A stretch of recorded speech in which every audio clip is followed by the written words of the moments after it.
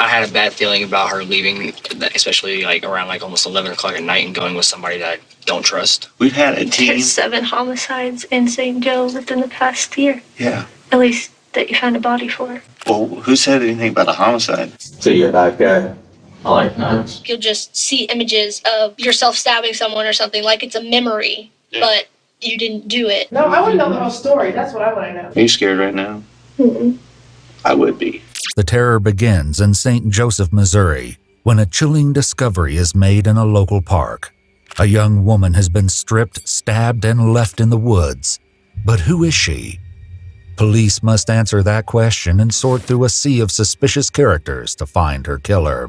But just as they begin to find answers in local rumors of violent boyfriends and teenage jealousy, the victim herself leads the investigation into the far darker realm of a twisted, demonic obsession. Well, whenever you reach out to a demon and you accept them into your body, they make people kill people. You're gonna think I'm crazy, but I've been to hell before. You danced around in her blood and blah, blah. Yay, me, look at me. Here's to you, Satan. Who did the murder? It was like kind of a plot twist. On the morning of October 16, 2016, while out on his usual Sunday jog through the wooded trails of Krug Park, a runner stumbles across a sight that he almost discards as someone's idea of a sick prank. But to his horror, he notices what looks like blood. Terrified, he calls 911. Major 911, where's your emergency? I'm actually out running the trails at Krug Park, and I'm pretty sure I just ran right across a dead body. Why do you think that there's a dead body there? I mean, I wasn't sure if it was a mannequin like Halloween or not, but because it's just sitting there dead still. But I just stood there, for 2 minutes trying to take everything in, and it's real. I didn't touch it. I didn't, but it's. Is it on the trail? It's actually like right in the middle of the trail, which is why I thought it was like a mannequin or somebody playing a joke. But I don't think so. Does she have any injuries, anything like that? Again, I came up to the front, but it looked like a hole like in the middle of the chest, and then a cut by her neck, like maybe her neck was split or something. Okay, can you describe the person to me? Young lady, completely, like her clothes are all ripped off. Her shoes are right next to her. She white, black, Hispanic? White. Okay. Did you see any hair or eye color on the female? The eyes are wide open, they're brown. The St. Joseph Police Department responds to the call and finds a girl's body lying prone on the wooded trails. Whoever left her there made no effort to hide her. The girl's clothing has been cut off and discarded right beside her body. Splatters of blood stain the fallen leaves and the ground underneath her. But curiously, there's very little blood on her clothes, indicating that she was disrobed prior to the stabbing. Her press-on fingernails have mostly broken off, and investigators find them underneath her body and in her hair. Beyond that, there's very little to go on. There are no weapons at the scene, and worse, they cannot find any ID on the girl or in the vicinity. Not only do police need to figure out who killed this young woman, they must first determine who she is. When nothing comes up in the system after a fingerprint scan or a search of missing persons reports, officers run with the only clue they have, her torn t-shirt from Central High School. Detectives head to the school and meet with administrators. At the same time, an autopsy is taking place across town. The medical examiner finds that the girl, known only as Krug Park Jane, had her throat slashed twice, and that she was also stabbed twice in the torso with a single-edged knife, one of which damaged her liver and caused her to bleed out internally, ultimately ending her life. Notably, there's also evidence that she was strangled prior to her death. Back at Central High School, investigators get their first real break in the case after showing crime scene photos of the girl's face to the assistant principal and the school resource officer. They recall a girl who attended the school as a sophomore last year. When they pull up the girl's picture in the system, police finally have a positive ID. The dead girl in the woods is no longer Krug Park Jane. She is 17-year-old Kaitlyn Root.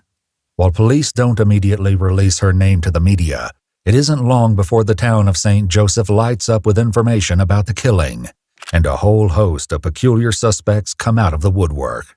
Detectives realize right away that it won't be easy to find the killer, but they have no idea what strange demonic twists await them. To get started, police turn to Facebook, which will become an unusually valuable source of information in this case. Starting with Kaitlyn's page, they're able to track down the people she's been staying with, none of whom are her actual family members. As it turned out, Kaitlyn lived with her friend Crystal and Crystal's grandmother Sheila. Police speak to them at the house and also with the woman next door, Sheila's daughter Tabitha. And it is in talking to her that police stumble across their first good lead, a young man named Kevin who Kaitlyn accused of hitting her just a couple of days prior. While the source of this allegation would be revealed later, for now, police once again turn to Facebook, where Kevin and his friends have been making some very aggressive posts to reject this accusation. It started when Kevin posted 2 days before, on Saturday, tagging Kaitlyn and insisting that he never laid a hand on her, saying, "I don't hit women." This sparks social media chaos that spills into Sunday, with Kevin and his supporters assailing Kaitlyn's character and reputation, even as Tabitha informs them in real time on Monday that Kaitlyn is dead and the police are at her house. Kevin responds, telling Tabitha at one point, "Take me to court because the truth will come out." Detectives are stunned by the bizarre drama surrounding their murder victim. Suspicion only grows when they later speak to a girl who claims to have seen a car associated with Kevin at Krug Park at 10:30 p.m. on the night of the murder. With Kevin looking more like a viable suspect, police bring him in for questioning. They notice quickly that he's collected some minor injuries in recent days. So you got a little scratch there. You remember where that's from? It's new, sitting on my buddy Derek's trailer. And he has a metal bar. Went to lift my arm up and I caught the edge of it. Cut me. Okay, cool. And you slide your boots off on me? Oh, shoot. This is kickstarting dirt bike. Yeah. But before they can determine if Kevin's cuts and bruises are as casual as he makes them out to be, they need to know more about his relationship with Kaitlyn.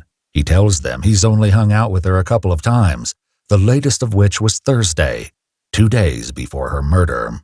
Kevin says his friend was with him when he picked her up. Chris still with you? Yeah. Okay. He stayed with me from the time I picked her up all the way until the time I dropped her off, and we've literally been with each other all day, every day for like the past month. Did she stay the night that night? Mm-hmm. Okay. Anything go on that night? Did While we you're just back at cuddle? the house? You No, cuddled? we just cuddled, that's Okay. it. Kevin tells the detectives that Kaitlyn was fine when he dropped her back home the next day. It wasn't until Saturday morning, 2 days later, that he got a strange phone call. Saturday, 689 number called me saying that I was a woman beater or whatever. If I was going to beat a woman, then I needed to go beat on him or whatever. And I was like, I don't know what you're talking about. And I hung up on him, and then I called Kaitlyn. I was like, what the hell's going on? She's like, you know what you did. You gave me 2 bloody noses or whatever, and she hung up on me. Haven't talked to her since then. Kevin tells the detectives that Kaitlyn's ex-boyfriends have reached out to him since his Facebook post, saying she's been known to play these games in the past. He also gives a full accounting of how he spent Saturday, the day of the murder, and names a few people who can back up his alibi. Police track those people down in the coming hours, and they find that Kevin's story is airtight. But if he isn't responsible for Kaitlyn's death, then who is? Perhaps the answer lies in a guy named Adam that Kaitlyn spoke about Thursday night. What exactly did she tell you about Adam? That this guy has the biggest crush on her. She doesn't want to be with him. He keeps messing with her. He wants blah, blah, blah. There was one on there, whenever I went on there earlier, and it said something about he's done whenever people disappear, they disappear, and he tagged her in it. Police already know the name Adam.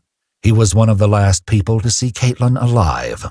As detectives begin looking into this new person of interest, another squad of police continues the investigation out at Krug Park. On Monday morning, they come upon a promising site in the woods. It's the back of a ZTE cell phone. Nearby, on the north side of the same trail, they locate a phone battery.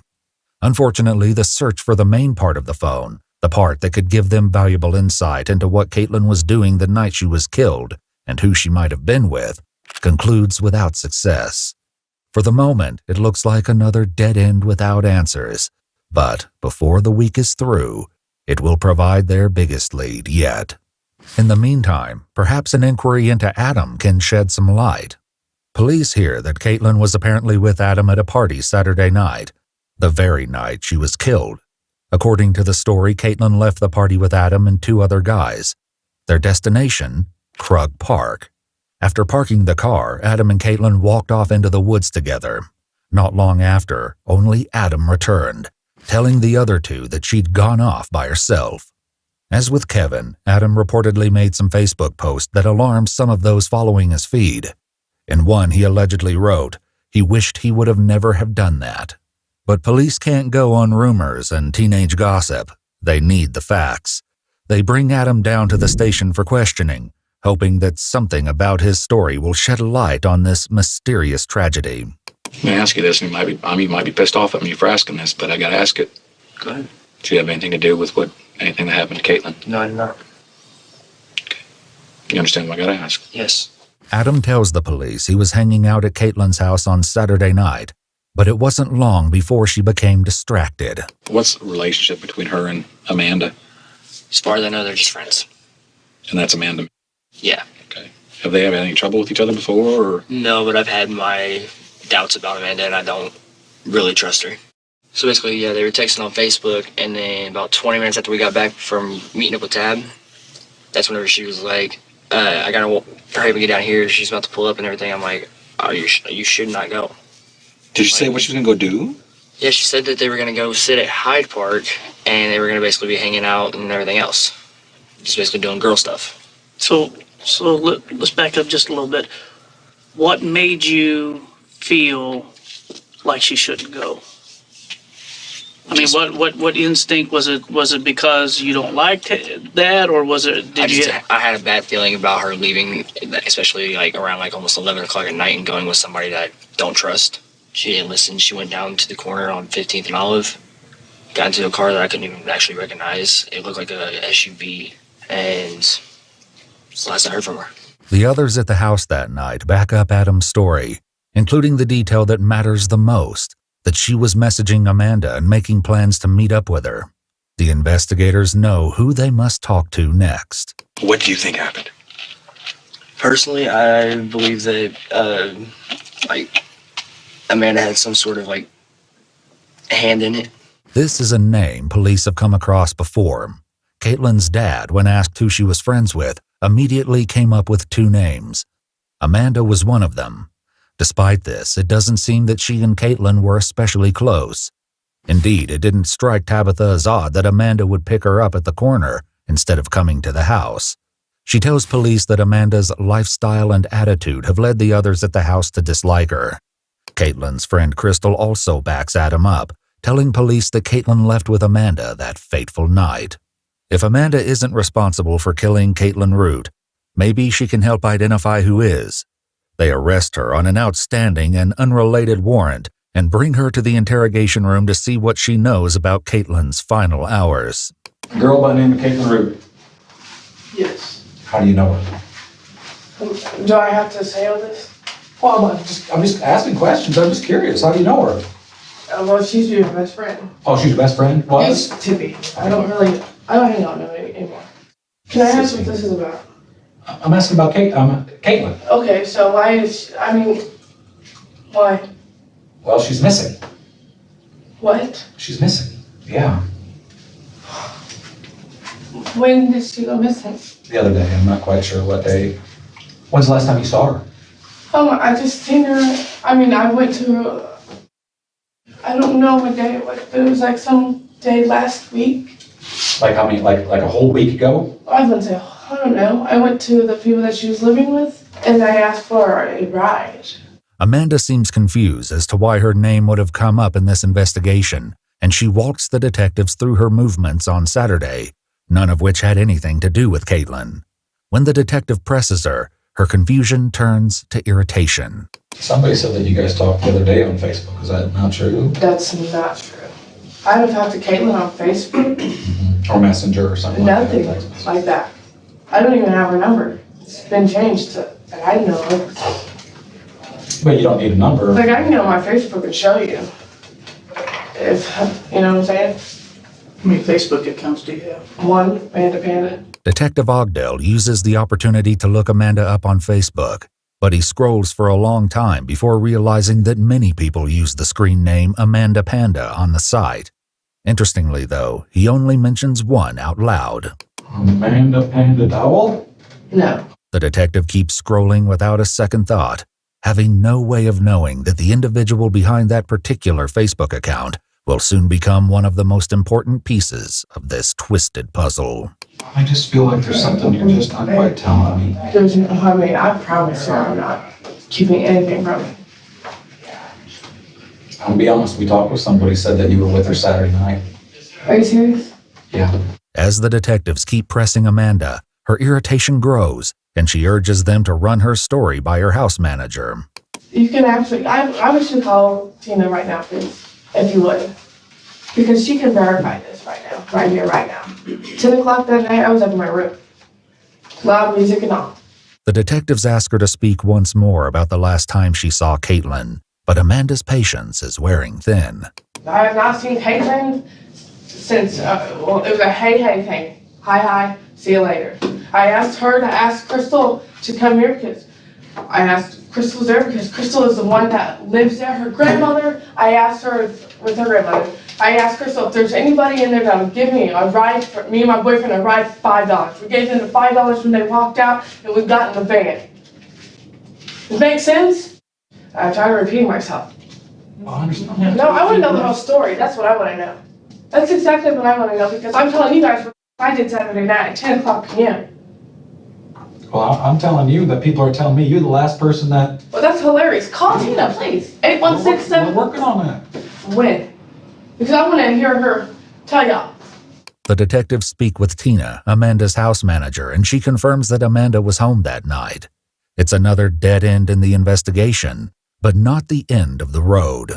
On the 20th, 5 days after the murder, a team of investigators go back to Krug Park and organize a grid search, expanding on their earlier perimeter. It's a partial success. They find the main section of Kaitlyn's cell phone, but it's badly damaged. Forensic detectives working the case buy a similar phone to the one found in Krug Park. They swap out the SIM card between the two phones and boot it up. Almost immediately, they find a clue that will crack the case wide open. It comes in the form of the last picture taken on the phone. It's time-stamped to the night of the murder, but there are no people visible in the picture. Instead, it seems to be the front of a convenience store. Detectives go in search of a store like the one in the picture while analysts use Celebrite to begin extracting data from the phone. Neither set of detectives knows that what they are about to uncover would send the investigation into a valley of demons and darkness. Police find the convenience store shown in Kaitlyn's last photograph roughly 4 miles from her house. Surveillance footage from the night of the murder shows that around the timestamp marked on the photograph, a young man in a green Hyundai Santa Fe arrives at the store. He goes in, buys a couple of snacks, and returns to the car. They don't have a license plate, they don't see the driver of the vehicle, and they don't see Kaitlyn. For now, however, this is the best lead they have. But that's about to change. With the extraction of Kaitlyn's phone complete, police are able to look deeply into her digital life. They find what they're looking for right away. At 9:30 on the night of the murder, Kaitlyn got a message from a girl calling herself Amanda Panda on Facebook Messenger. Amanda Panda Dowell? No. However, this is a different person and not the Amanda they spoke to on Monday. In the messages, she asks Kaitlyn to come hang out and smoke with her and her boyfriend. Furthermore, she gives Kaitlyn an instruction that sends a chill down the spines of the investigators. You don't tell anyone it's me, and you get free weed. The last message is from Kaitlyn, telling Amanda that she's walking down the street to meet her. It's the final message she will ever send. Looking through Amanda Panda's Facebook page, they quickly identify her. She's 17-year-old Amanda Bennett, currently in a relationship with Sebastian Dowell, an 18-year-old high school dropout who works at McDonald's. It only takes a quick glance at Sebastian's online profile to identify him as the one in the convenience store footage. And when investigators take a drive past the pair's house on King Hill Avenue, only a short distance from the store, they see something that provides even more confirmation. There in the alley behind the house is a green Hyundai Santa Fe, identical to the one in the video. On Saturday the 22nd, exactly 1 week after Kaitlyn Root's murder, police make their move. Detectives and officers descend on the couple at a local parade, cuff them, and embark on what they hope will be the final stage of this winding investigation. They take Amanda Bennett almost immediately into an interrogation room at the law enforcement center. But if they expect to question a terrified teenage girl ready to spill her guts about what happened last Saturday night, they instead find themselves across from a calm, almost jovial young woman. It's just the first of many surprises in store for the detectives. You're 17? Mm-hmm. Okay. What was Today. Today. Happy birthday. Any idea why you're here? Mm-mm. I'll be honest, I find it hard to believe you don't know why you're here. We have a lot of information. We have a lot of evidence. We've recovered a lot of things. And I know you know why you're here. When do I ask for a lawyer? You can ask for a lawyer anytime you want, if that's what you want to do. Well, you guys think I did something, so I Well, what do you think we think you did? I don't know. Then I would think you would want to find out what you think we did, you know? Well, I thought you were supposed to tell me. What do you think I did? Well, here's the thing. Obviously something bad, because I was in handcuffs. Well, honey, everybody that comes here gets in handcuffs. I mean, everybody, we don't have a choice in that matter. It's policy. Everybody has to come in handcuffs. Did we think you were a big threat to us? No. But it's just policy. It's what we have to do. But I mean, obviously, there's an issue here. You've been arrested. You know, you're sitting in a room with 2 detectives. It's obviously serious. Yeah. The detectives ask Amanda about her movements on Friday the 14th, one day before the murder, and she launches into a detailed story about what she and Sebastian did that night. It started, she tells them, when they went to the late movie, leaving their 2-month-old baby Siler in the care of Amanda's mother. But we watched The Girl in the Train. We were going to go see that. Yeah. Is that good? No. Most scary movies nowadays aren't good. But we were late to that movie because that one started at like 10:15, I think. Mm-hmm. So we missed the previews, though, a little bit at the beginning of the movie. So you stayed for the whole movie. Mm-hmm. And what did you do after that? And then we went to Sebastian's dad's house. So you stayed there till what time you think? I mean, the movie probably didn't get till midnight or something, did it? Yeah. It took a while, and then we were talking for a while, and then my mom was like, "Where are you at?" It's at about 3, I think. She was like, "Where are you guys at?" And I was like, "At the movies." But then she was like, the movies doesn't last like 5 hours. So I was like, okay, we're at Jeremy's house. After your mom called you around 3, did you guys head home then, or? Mm-hmm. Having gotten a detailed account of Amanda's itinerary from last Friday night, the detectives now focus on the next night, the one that really matters. What about Saturday? Yeah, what time did you guys get up Saturday? I got my days mixed up. All of this that I just told you happened on Saturday. All that happened on Saturday? Yes, because we got up for church the next day. Oh, okay. So that was Saturday. Was this an innocent mix-up of memories, or did Amanda almost waste a prepared alibi on the wrong night? Either way, with her correction, she's locked in her story of what she and Sebastian were doing on the night of Kaitlyn's murder. The only problem, her fiancé Sebastian seems to know nothing about these activities. What do you think about being arrested? Is that kind of freaky, or? Not really. No? Why not? Tend to keep calm, and whatever's going to happen is going to happen. I know I didn't do anything, Right. so I'll eventually find out what's going on. What do you think this is about? I have no idea, honestly. I mean, I didn't. And obviously, we haven't been, you've been here for a while. Yeah. And I was back with another detective, talked to Amanda. And she gives some different explanations of some time in this same time period. Particularly about Saturday and Sunday. Do you remember anything else you guys did Saturday or Sunday? Nothing. Oh, not do you recall? With Sebastian having failed to remember Amanda's version of the night, the detectives give him a little nudge in the right direction. Did you maybe go to a movie or something Saturday? That'd be pretty easy to remember if you did that. I think we're supposed to go see a horror movie. girl on the train. Did you see the girl on the train? That's not what she mentioned. I don't recall saying it now, but I know that was. I mean, you remember if you went to the movies, you don't ever get to go and do anything. Hell, you would remember if you went to the movies, right? No, but I just don't recall seeing the movie. With that conflict between the couple's stories dealing a blow to their credibility, the detectives ask about the other half of Amanda's alibi.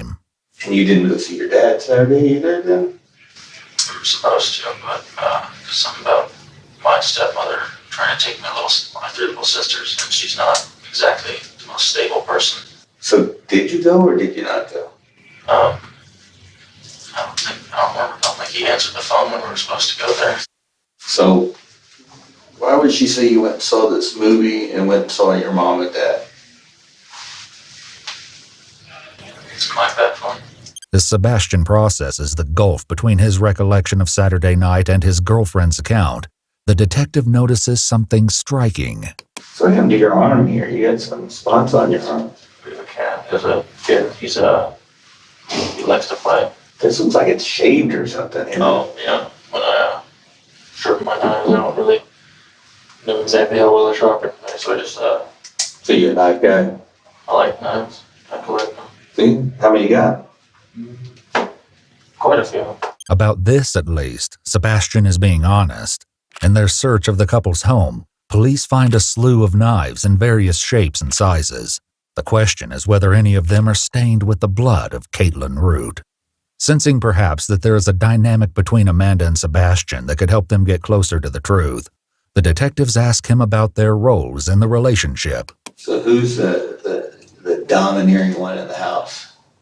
Probably her. There's nothing wrong with admitting that. It's the same way. Yeah, we're the same way.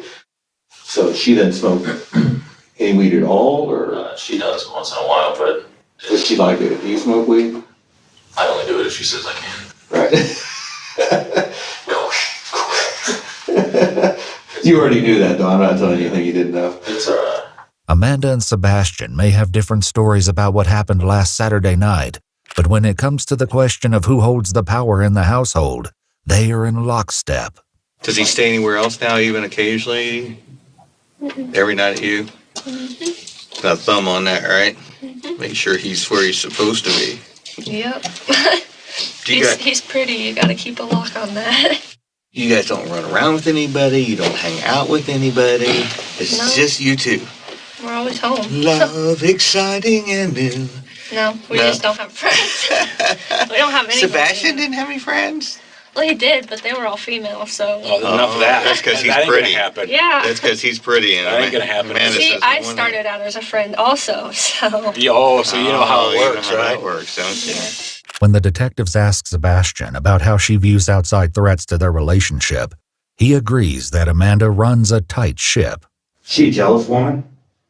She does get that way, yeah. Yeah. Like, majorly. Majorly? Tell me about that. She freaks out about the slightest thing when it comes to any other female. The detectives reasonably believe that Amanda's unstable jealousy could unlock the why behind this cruel murder. But they will soon learn that far more depraved motives lie at the heart of this tragedy. She gets a little violent, but well, just really probably just out of jealousy. You say violent. What did she do to be violent? Well, she'll slap me if she thinks I did something wrong or do something wrong at all. Mm-hmm. And she'll yell and threaten me that she'll feed and stuff like that. She ever beat up a girl because she thought a girl was after you? She threatened her. Yeah. Who was that? She just threatens that in general. So what's the most violent thing she's ever done over jealousy? It was probably during her mental breakdown that she had last. She thrashed my ribs and started kicking and screaming, and around that point, I think she tried to stab me at one point. How long ago was that? About a month ago. And we got her a lot higher dosage medication to where she's not gonna be as more psychotic. That's pretty nuts. And we sleep like that. You think you said psychotic, I mean, she's not really psychotic. without her medication. She's off the wall. Jokes about jealous rage aren't all Amanda has been posting on her Facebook. She has also posted some disturbing memes on her feed. One of them says, "It's only murder if they find your body. Otherwise, you're just a missing person." The information about Amanda's violent nature is intriguing, but right now the detectives are more interested in the story Amanda has told them about Saturday night, especially about going to see the girl on the train. How'd the movie end? Weird. Just weird. It was like kind of a plot twist. It was all like a mystery about like a murder. Mm-hmm. Who did the murder? I don't know. I wasn't paying attention. You weren't paying attention? It was a boring movie. Yeah. I'm gonna be honest with you. It's extremely weird to me that you go to a movie and you have no idea what happened in that movie. Why even go to the movie then?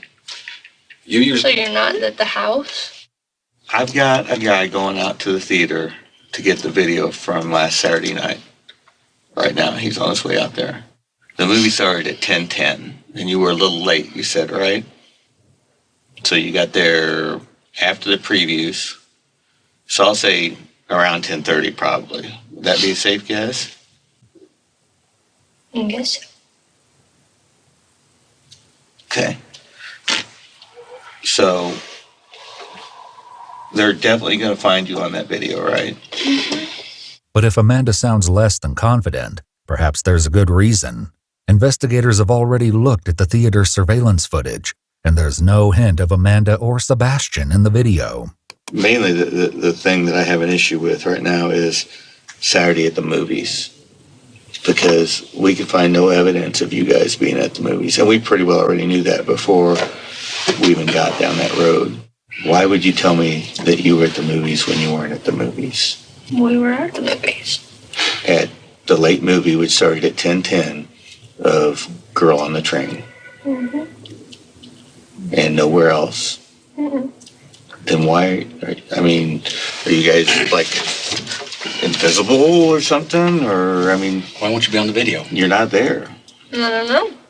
I would suggest it's because you weren't there. And I would suggest you were somewhere else and you don't want to tell me about that. We were at the movies. Amanda clings to her story in the face of solid evidence, and her boyfriend does the same. I do have you on video going to an intersection. I don't have her. I have the passenger side of the vehicle, and it's clearly you had stopped at an intersection. And so I assume she's driving. So you can't help me with where you might have been going or what you might have been doing. Never, we didn't really do anything specific about that. The detectives also confront Amanda with evidence that pokes fatal holes in her story. Are you scared right now? Mm-mm. Not at all. Mm-mm. I would be. You are in a jam right now. Frank, they were never at the apartment that night. Never at Jeremy's apartment that night. We know where you were at. Mm-hmm. And where was that? We have your cell phone to back that up. We have messages from you to back that up. We have the car. evidence. We're at your house. We're at your house. We've got Sebastian. We've got Sebastian. And how do you have Sebastian? Just as the detectives reach the end of their rope with Amanda's crumbling alibi, they also reach a point with Sebastian where it's time to lay the cards on the table. Surprisingly, Sebastian helps them do so. You're in here. You're in jail. You've been arrested. Your girlfriend's been arrested. Your kid's been given to her mother's quasi-mother-in-law. You're pretty calm. What do you think this is about? I couldn't really tell you. I have an assumption. Okay, what is that assumption? I know something happened at Krug Park around that time. How do you know that? I've seen it all over the news and on my Facebook. What happened there? Apparently somebody got killed. Who's somebody? I don't know her name. Though Sebastian attempts to make it sound as though he only knows of this murder through the media, it immediately becomes clear that he's a little closer to the situation than that. You don't know? I didn't meet her because she went to the hospital when my son was born. And So she must tell you. she knows me, but I didn't know her. I didn't even know her name. Because she shows up. I mean, I gotta be honest, I've had 2 kids. The only people who showed up at the hospital were friends. It was Amanda. Amanda knew her. I didn't. So she showed up because of Amanda. Yeah. So her and Amanda were friends. Yeah. How's Amanda feel about this? About her friend being dead. She hasn't really shown a whole lot of emotion about it. The detectives, who've already been told of Amanda's violent, possessive side, explore whether Sebastian's interactions with Kaitlyn may have triggered her jealousy. Have you ever dated her before? No. I didn't even know her name. She ever flirt with you before? Like at the hospital that day your baby was Sitting born? at the hospital, she tried talking to me. She kept complimenting my appearance and kept saying that even though it looked like I haven't been slept in a while, a few days I still look good. Amanda seemed kind of pretty mad about that. Oh, that was in front of Amanda? Yeah. You know, this is not our first rodeo. We've had a team. There's 7 homicides in St. Joe within the past year. Yeah. At least that you found a body for. All right. It's probably more, but Is there? Well, who said anything about a homicide? Google. But I mean, we didn't say anything about a homicide. Who says this is a homicide we're talking about? Is there something we need to know about a homicide? Well, you're investigating the homicide. We're investigating hundreds of crimes. You're investigating homicide. We're investigating hundreds of crimes. Well, that's the only one in the news, so I'm assuming. With the suspects already aware of why they're likely here, the cops let the cat out of the bag. Do a few questions, but I think you know the answers to the questions, but go ahead and ask them. I'll help you out. it was just when I was arrested at the parade. Why that was even really necessary for so many officers to come at me. Well, I think you have to look at the thought of this. If that's what you think we're talking about the officers thought that you possibly killed somebody. That's pretty serious. My book, all right? I understand that. So I would say you're right on track, honestly. But if the detectives are laying aside their pretenses with Sebastian, they're going even more forcefully to the evidence with Amanda, particularly the evidence that connects her to Kaitlyn. Friends with her on Facebook, your messenger. After that night, don't tell anybody. Yep, where are you going? Don't tell anybody where you're going, who you're going with. We can just do it over at my house. We do it in the LA all the time. What are you talking about? I'm talking about the messages that you sent her, Kaitlyn. Let's quit calling her. She deserves a name. Regardless of what she was or what she did, her name is Kaitlyn Root. And you sent her messages to come and be with you guys and not to tell anybody who she was going with. She was such a good friend. She came to the hospital the day that your son was born. And she talked about how it wasn't my baby. What do you mean? Like it wasn't Sebastian's baby. So it was your baby, but not Sebastian's baby. So it pissed her. So she's out there saying, "Hey," she's saying you're. Yeah, she's calling you. Yeah. What else is it? If she says that it's not Sebastian's baby, yeah, she's telling you that you run around, which is really what she does, isn't it? That doesn't bother me. As hard as they try to get a reaction out of Amanda, however, she remains seemingly indifferent. Sebastian, however, tells them that she had a much different response at the time. She couldn't wait for her to leave, and that she was just gonna keep her cool about it. She didn't want to have to fight somebody after she had a baby. Back with Amanda, the detectives are learning a lot about their teenage suspect, and none of it is good. You don't physically scare me, but it's just spooky that you just have no emotion about it. No emotion. I've been doing this for 31 years. I have never, ever sat across from someone and talked to them about a crime like this, even if they're not involved, and had them sit here with this much lack of emotion. And not to mention the fact that I'm telling you, you did it, and you have no emotion except for giggling once in a while. That is spooky. As these interviews proceed, crime scene analysts are collecting evidence at the couple's home. They come across several bizarre items that hint at the chilling truth of what happened to Kaitlyn. It's these items that detectives have in mind as they question Sebastian about Amanda's religious beliefs. She's kind of looked into some other stuff too, some darker stuff, hasn't she? A little bit. Yeah. How do you feel about that? I don't mind it as long as she doesn't go like too far with it. Right. What would be too far? What would be too far? Really depending on what the exact. Like all gothing out. Yeah. I mean, it can affect her actions or her appearance or like that. I mean, influencing her to do anything. Do you Our believe universe it could do you be believe as in small as a Satan? speck on Do you a believe in ballpoint Satan? pen. Do you worship Satan? Huh? You? Okay, I can get it after that. He said he'd be right back. I texted him and he said he'd be right back. He said she Do you have deodorant? No. So, It's gonna get smelly. do you up have in here. any, when you worship Satan, what do you do? I didn't say I worship Satan. I'm saying you probably do. I'm guessing you do. And why do you think that? I just do, but you, well, might be because of the stuff that's in your background. But when What you do you say, mean it's in when my I just ask you and you say, I don't know, maybe I do, that's kind of a clue. Maybe I do, maybe I don't. Maybe I believe in God, maybe I don't. Maybe I believe that that chair is the Messiah, maybe I don't. You see one thing consistent about our interview?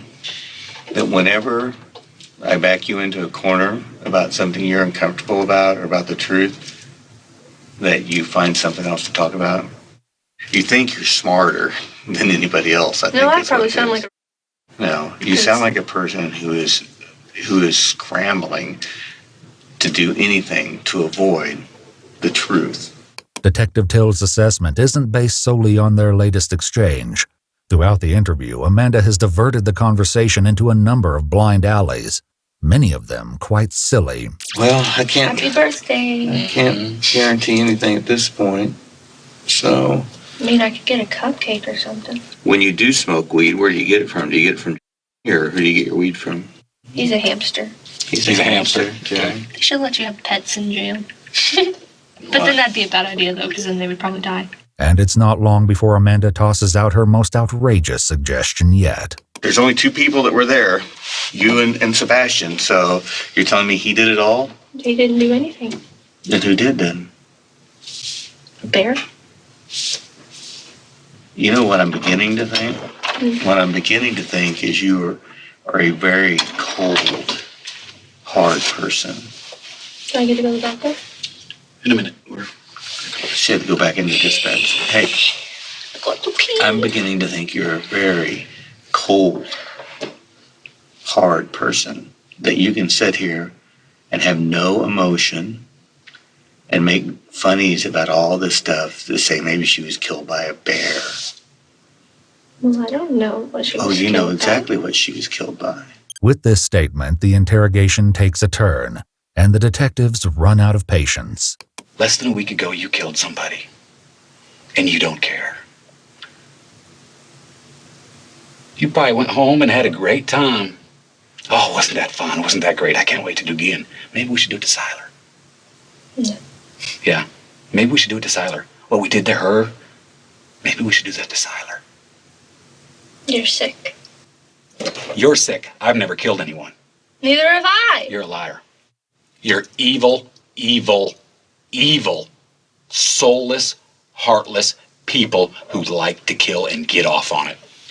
You probably rubbed her blood all over your body and probably, I don't know, probably had some weird... Danced in a circle, Yeah, shouting. you did?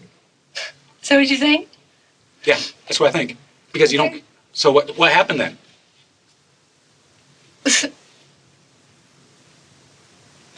No, that didn't happen. I hope that didn't happen. You danced around in her blood and blah, blah. Yay, me, look at me. Here's to you, Satan. Here's to you, my first sacrifice. Or is it my first sacrifice to you?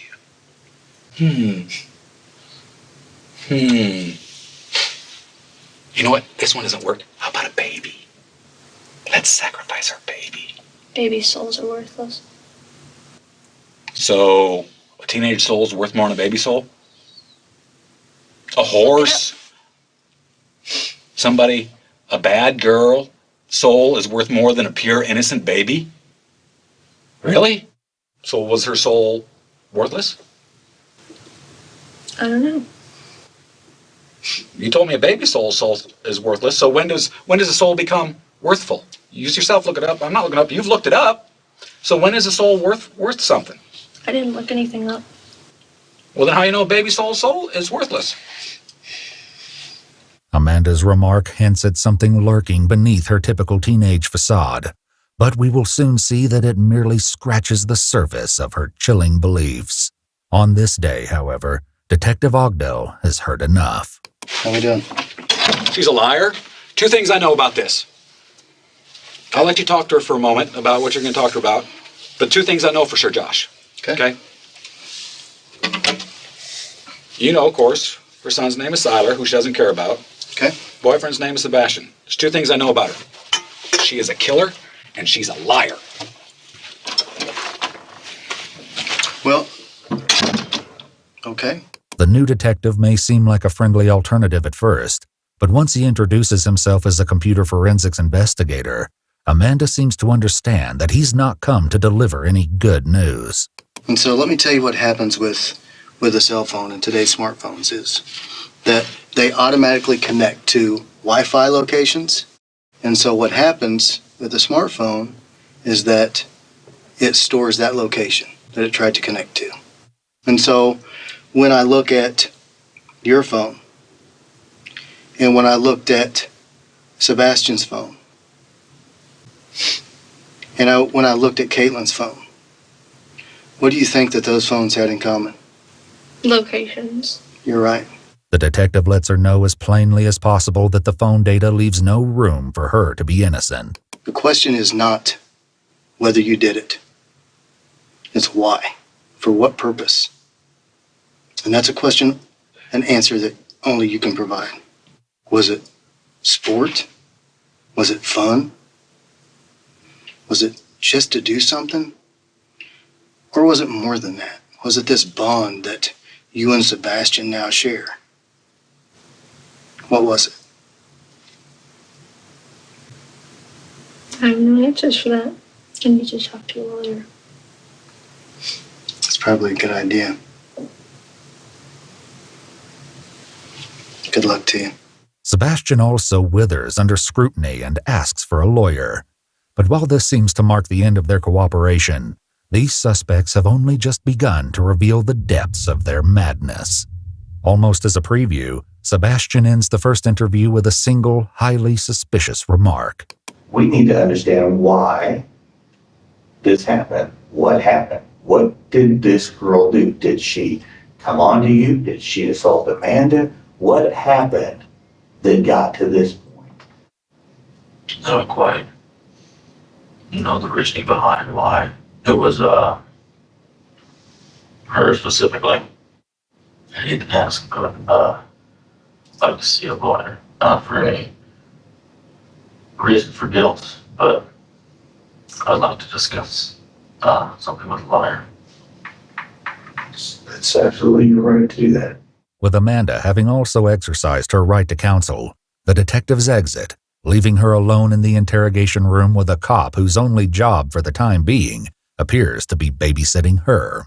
I mean, I just don't want to say anything that's going to put me away for life. That's why I'm not saying anything. I respect that. The cop puts Amanda at ease, perhaps more at ease than she realizes because their conversation will soon take a dark turn. That chilling part of their conversation is still to come, and its unbelievable revelations will shed an ominous new light on what happened to Kaitlyn Root. As for Sebastian, they don't leave him in the room. They take him straight out for processing, And it's as he's being fingerprinted that he asks Detective Till if he can speak with him alone back in the interrogation room. And as the hint at the end of his first interview suggests, I don't quite know the reasoning behind why it was her specifically. This time, his story has changed. I know what happened, but it's kind of hard to explain. This makes me sound crazy. Well, I understand that it happens, and I just want to hear what happened. She knows this about me, that I'm not quite all there in the head a little bit. I am. Two different sides. I'm a sociopath. Starters, that's one reason I'm so calm. I have no emotion right now. Sebastian begins the second interview with an intriguing bit of information about himself, one that almost seems designed specifically to limit his culpability in whatever happened that night. At certain times, if I lose my temper or freak out, this state of my consciousness just kind of goes away for a bit. A different kind of consciousness comes up. Get the name, and it's basically the more violent, evil part of me. What was that name? Drake. Drake? Does she know when Drake is talking to her? Or does she address him by the name Drake? Sometimes it's me because she's used to calling me by my name. He doesn't care. But she recognizes the two different people. Yeah, it's very distinct. He says that it's not him, but it's still part of him. He says that it's a second person that lives in his head, and that second person has no real emotions, and that it's just evil. I just wish I was able to make her believe this was not an outcome. I know she has no remorse. She has no guilt about it. She's more excited. Yeah, I agree. She had no remorse whatsoever. Giggled multiple times talking about it. She's always been controlling. I have to ask if I can leave the house. I have to ask her anything if I want to do anything. I don't like being controlled like that, but I'd never do something like this for her. I'd stop her before she did it. But the other half of me likes her a lot. With the stage set for Sebastian to begin telling his story, Detective Till asks him how they came to be in Kaitlyn's company last Saturday night. I don't have any actual recollection of what exactly happened, but it's kind of like a faded memory. What do you remember of it? I remember just being in the park. We were just walking, all three of us. And out of nowhere, I heard loud something smacking, and she was on the ground. And then suddenly she didn't have any clothes on. And then we were getting up, she was all bloody on the ground. I don't remember the details between those. Sebastian's not the only one coming back for a second sit-down. On Monday morning, 2 days after her initial interview, Amanda sends word that she'd like to speak with detectives once again. This time, she not only brings a different story, but an entirely different persona. I was at work with my mom at Pizza Hut, and I was just messaging people to see if anyone wanted to hang out, because I never do. I messaged a girl named Haley Mooney, another girl named Haley, and a girl named Allie, and I messaged Kaitlyn. And I asked them, hi, what are you guys doing, what's up? And then Kaitlyn talked to me. She just talked, said, hi, how are you? And I was like, I'm at work, bored. And I was like, you have anything to do? And she's like, no, not really, I'm just sitting here. I was like, oh, you want to hang out or something? She said, yeah, that'd be cool. Amanda insists that they only intended to hang out peacefully with Kaitlyn that evening, and she illustrates this with a story of what happened when they stopped at a convenience store near their house. It's during this story that she reveals something surprising about the picture police found on Kaitlyn's phone. And then we were talking about the lights on the signs, like it was either the lottery sign or the open sign or something like that. So then I asked her if she had her phone on her, and she said she did. I asked if I could see it, and she handed it to me, and then I took a picture of the sign. I said, hey, when I have a memory. And then we started talking about how they were doing new stuff at Krug Park, and she said that she hadn't seen it yet.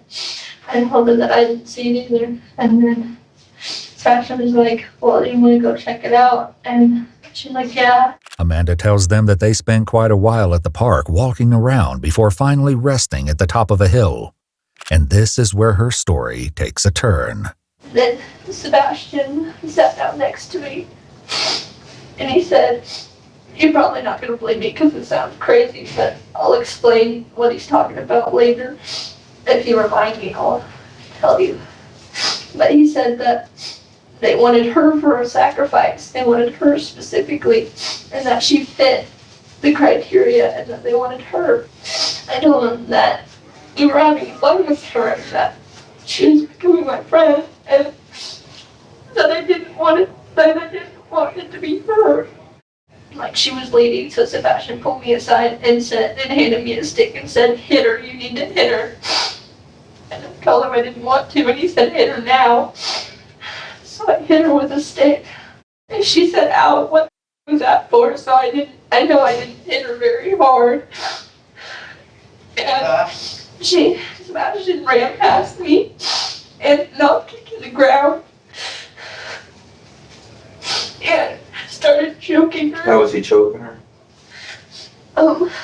She was laying right here, and he had a hold of her like that and was choking her. At that point, Amanda tells them the violence escalated, and Sebastian took drastic measures. And then she was trying to say, help me, please stop, I can't breathe. And he said, can you help me? And I just stood there. I didn't know what to do. And then he took a syringe out of his pocket. For what? A syringe, like for shots and stuff. And he stabbed her in the neck with it. And I asked him what that was, and he said it was supposed to make her go to sleep, so she wouldn't feel anything.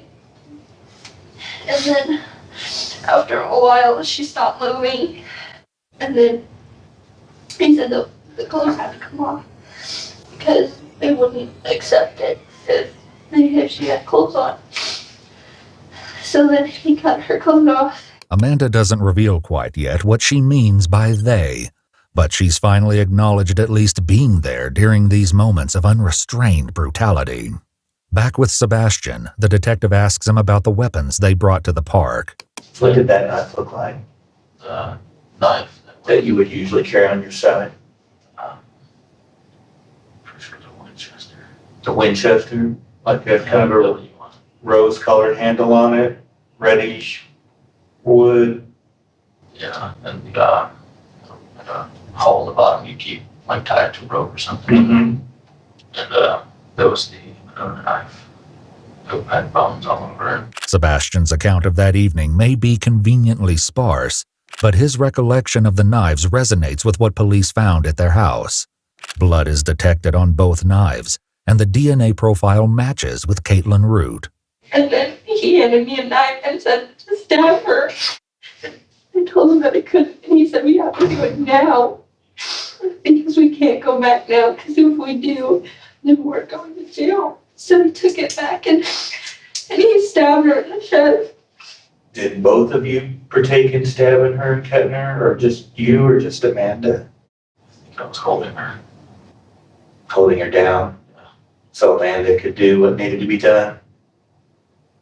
The injuries to her neck, how hard was that to inflict? No. My knives are incredibly sharp. Incredibly sharp. While Sebastian continues to claim having trouble remembering what happened that night, his girlfriend is not. He stabbed her like right here. And then I covered my eyes and ears and I turned around. I don't know what he did that, but when I turned back around, she was standing up. I knew he had stabbed her though, but she was standing up and starting to get up and walk away. And he looked surprised, so I don't think it was supposed to happen. And then he like knocked her back down and jumped on top of her, like on top of her with his legs, and like he was choking her again. And he said loud enough that she was a fighter, so I don't think it was going how he wanted it to. He said that she was fighting, and then after a while he said that she didn't have a pulse anymore. Is it a possibility that you might have cut her or stabbed her and not remembered? I guess there's a possibility. It's not the only detail Amanda would like to forget about that evening. And he was shining the light over her, and he told me to look at her. He said, look what we did to her. And I couldn't look at her. I didn't want to know what happened to her. He showed me her phone. And he said, we have to get rid of her phone, because if the police find it, then they'll see that I was talking to her, and they'll come and take me to jail for murder. So he took the SIM card out, and he broke it in half and put it somewhere. And then he stopped on the phone, and it wasn't breaking. So he like bent it until the light went out. Sebastian didn't succeed in actually destroying Kaitlyn's SIM card, of course, and his take on Amanda's mood in the aftermath is quite different. She's pretty giddy, excited. Normally when we go to bed, we just lay down and go to sleep. We don't have any interaction with each other. She wanted to come on me, lay on me, kiss me, hug me, all that stuff. She never does. Really?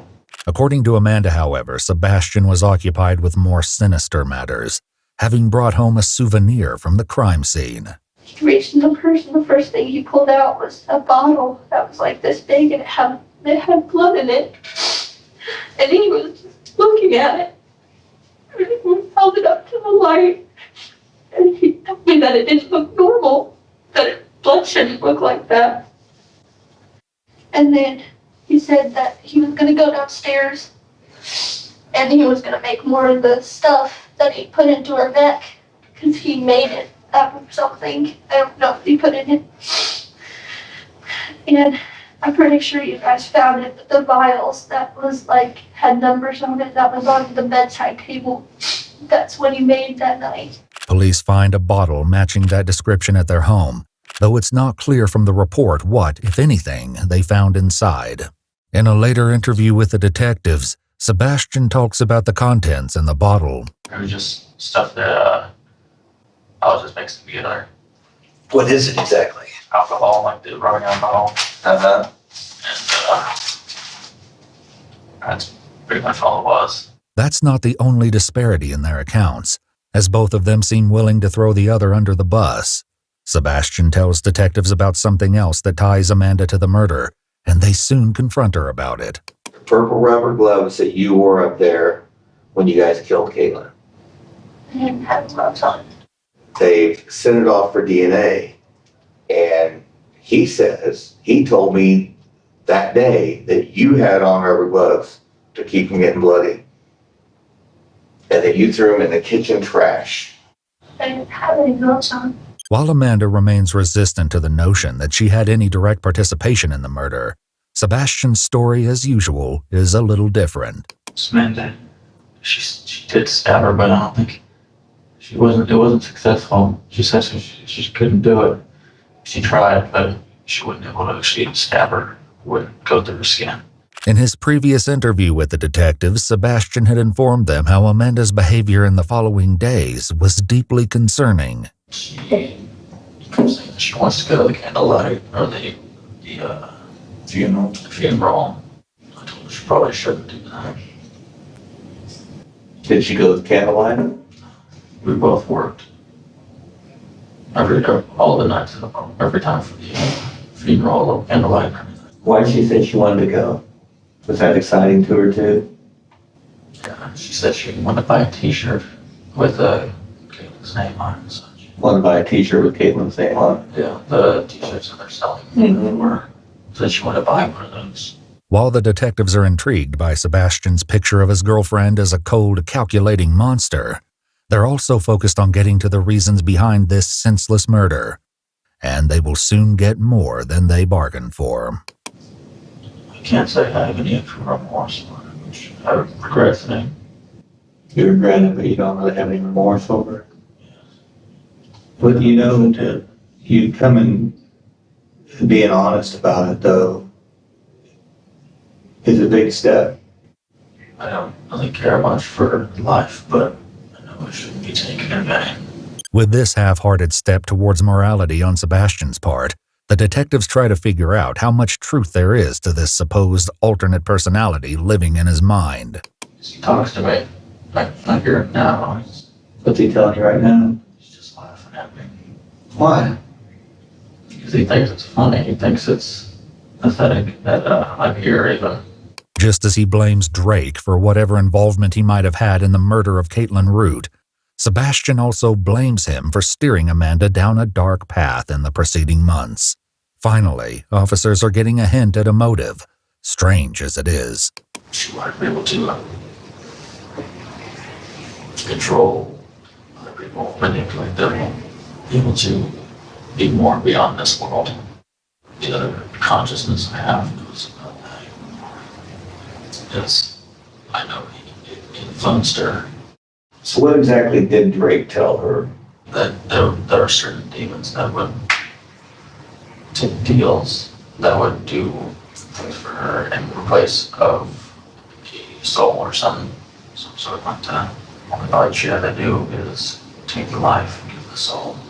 Another deal that he made was, he believes in reincarnation, and he told me that he was born in the 1200s, and that when he was born, that like a demon came and found him because he told me he was poor and all of his family and stuff died of a plague or something like that. The demon came and told him that if he gives him souls, that he would like make him reincarnate, and each time he died he would come back. Earlier, Amanda mentions about deals they made that she would talk about later. I'll explain what he's talking about later, but he said that they wanted her for a sacrifice. These they are demons. He doesn't worship demons, but he says that he talks to them all the time, and that they come into the world and they give you different things, like kind of you train things. Like one thing he has that he told me he has is that each demon has a different section in hell or something like that. It's a torture section, is what he said. And the demon that he traded with was called Almadir or something like that. And he traded a soul for taking his spot in hell. So whenever Sebastian died or whatever, he wouldn't have to go through like judgment or whatever. He would just be taken to hell and he wouldn't be punished. He would just be given that place, and then he would torture people for eternity. Amanda says that these outrageous notions not only influenced Sebastian to take Kaitlyn's life, but even their actions afterwards. He said that part of his deals was that they would take the body with them whenever they came to collect the soul. Like, I told them that we should move her. She's like, they'll come and take her. It's part of the thing. The detectives sit down with Sebastian for a third time to talk about Amanda's story, and the question about whose version is true gets even murkier.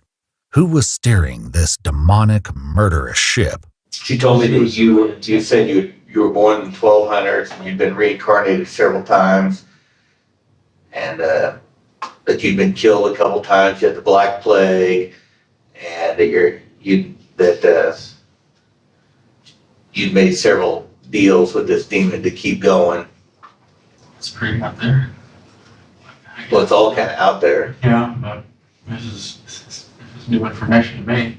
With both suspects pointing the finger at the other, the detectives begin to believe that Amanda knows more about these satanic influences than she's let on.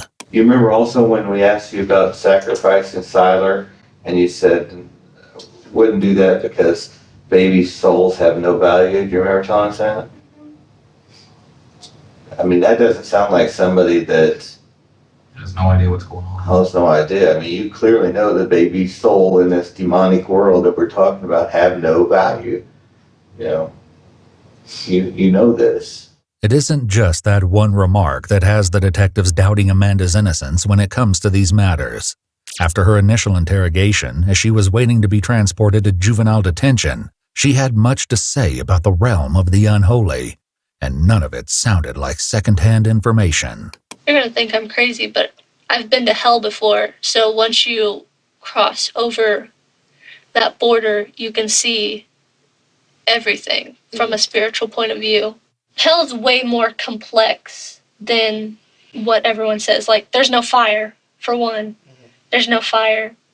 It's not hot. It's normal. And there's like, it's kind of like an office building. There's different sections, and each demon has like a secretary who goes out and collects like debts and souls from people.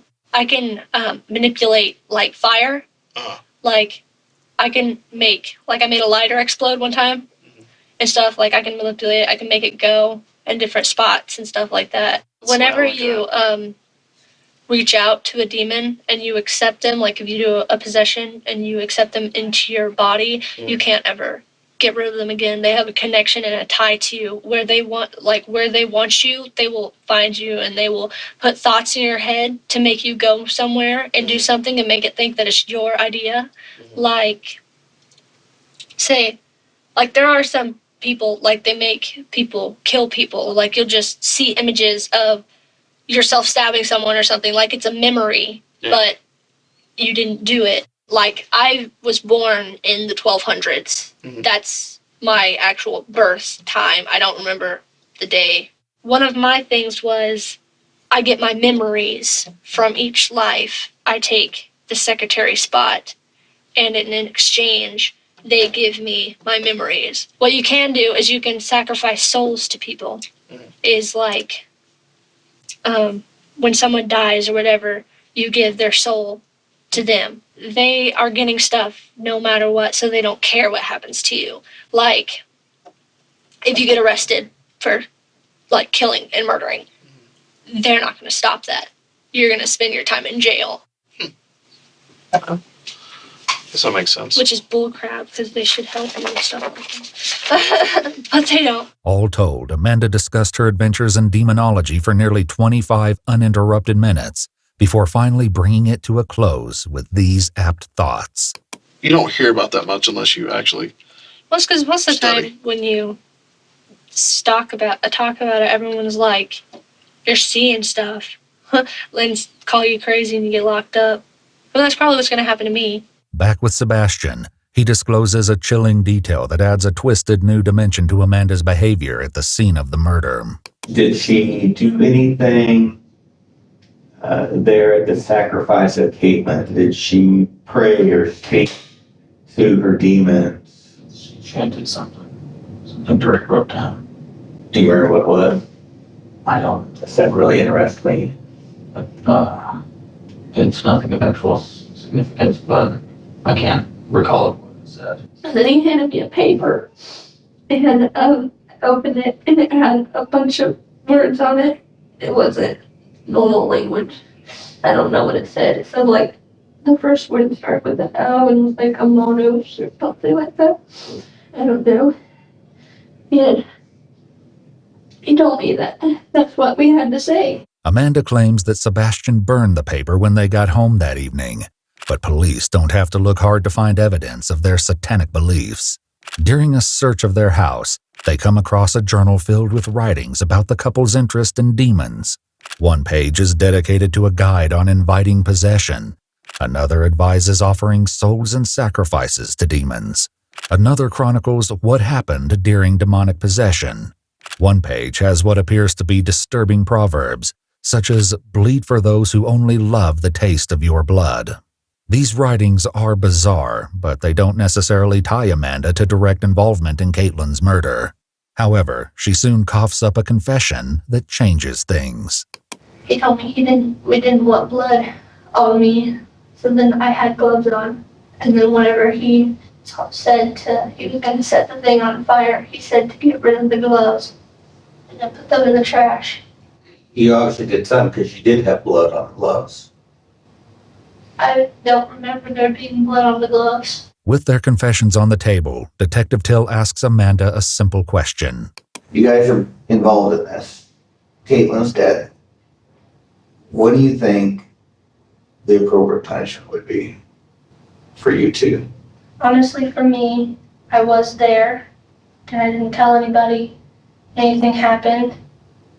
So, I mean, I should be put in jail for some time, but I do have a baby that's 2 months old, and that's a vital part of his life because he's going to be crawling soon. He's going to have his first Halloween without me there already. He's going to start talking, and he's growing out of all of his clothes that I got for him and stuff, and I'm never going to get to see him in those, and I'm not going to get to dress him and stuff like that.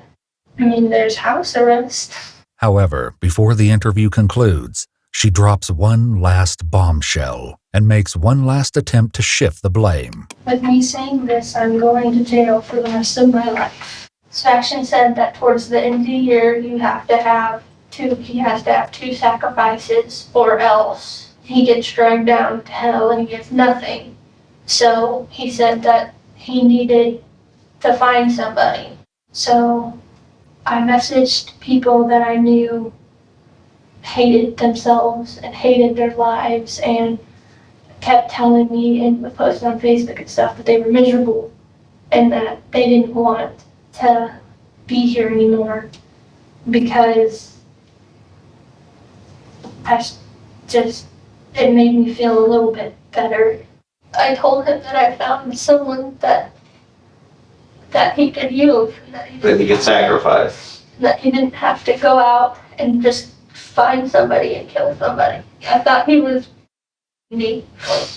And I didn't think he was telling me the truth until he actually stabbed her. While Amanda clings desperately to the last threads of logic that would mitigate her involvement, the detectives ask her one last question.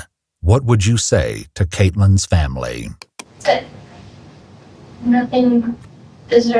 she didn't deserve anything, and that honestly she was one of the best people that I've ever met in my whole life. Why is that? Because you say you barely knew her. I didn't know her, yet she was still willing to come hang out with me, and when we hung out we were talking like we were best friends. She talked to me like she trusted me with everything, and She did, with her life. You said that Siler is growing up. He's going to be crawling. You won't get to see that. You won't get to hold him. You won't get to change his clothes, see the clothes he's growing out of. I would leave you with this. Kaitlyn will never have a baby.